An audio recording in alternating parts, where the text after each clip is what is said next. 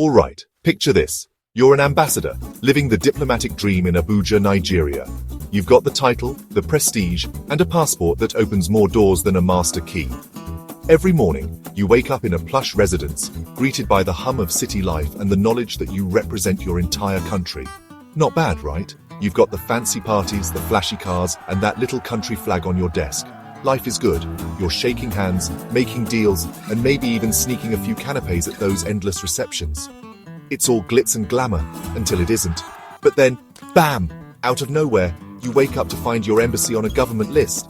And not the VIP kind. Oh no, this isn't the list you want to be on. Suddenly your phone is buzzing, your staff is panicking, and you're wondering what went wrong. It's the "you owe us rent" kind. Yep, 34 embassies, Russia, Ghana, Venezuela, and a whole bunch more, are at risk of being locked out because they forgot to pay their ground rent. That's right, the same rent reminder you ignore at home. Turns out, embassies get them too. Let's break it down. Abuja's Federal Capital Territory Administration, or FCTA, which honestly sounds like a secret spy agency, has been waiting for payment since, wait for it, 2014. That's almost a decade of, we'll get to it soon. Imagine the patience. That's 11 years of I'll get to it next week. The total bill? Over 3.6 million naira. That's not just pocket change. That's a mountain of overdue rent notices piling up in some dusty government office. That's a lot of jollof rice, my friend. Seriously, you could feed a small army, or at least throw the world's biggest embassy potluck. But some debts are just wild. We're talking numbers that would make even the most seasoned accountant do a double take. Indonesia's defense attaché owes more than 1.7 million naira.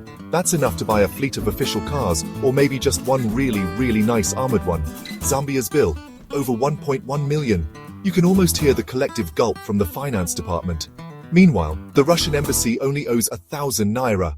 That's like just enough for a cup of coffee, if you're feeling fancy.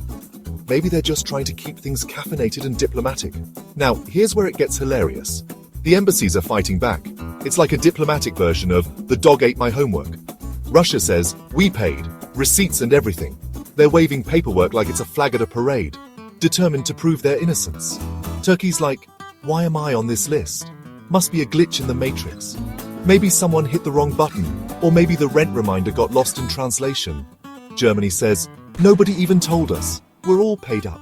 They're ready to show their receipts too, and maybe even audit the auditors. Ghana's just chilling, waiting for the official notice before calling their lawyer, or maybe their mom. Sometimes you just need a little family advice before facing the rent man. Imagine the group chat. "Hey, did you pay rent? Bro, I thought you paid rent." It's a comedy of errors, with everyone pointing fingers and nobody holding the checkbook. Next thing you know, the FCTA's knocking. "Time's up! Hand over the keys." Diplomatic immunity does not cover unpaid bills. Even the fanciest embassies can't escape the rent collector. You've got to wonder, are they too busy hosting fancy galas to set up a direct debit? Maybe the real diplomatic crisis is figuring out who's in charge of the rent payments. Or is it some kind of international game of who blinks first? Maybe everyone's waiting to see who'll pay up before they do. Either way, embassy staff are probably Googling how to pay Nigerian ground rent right now. Somewhere, a junior diplomat is frantically searching for the payment portal. So next time you forget to pay your Netflix bill, just remember, even world governments get those awkward pay up or else emails. Turns out nobody is above a good old-fashioned overdue notice.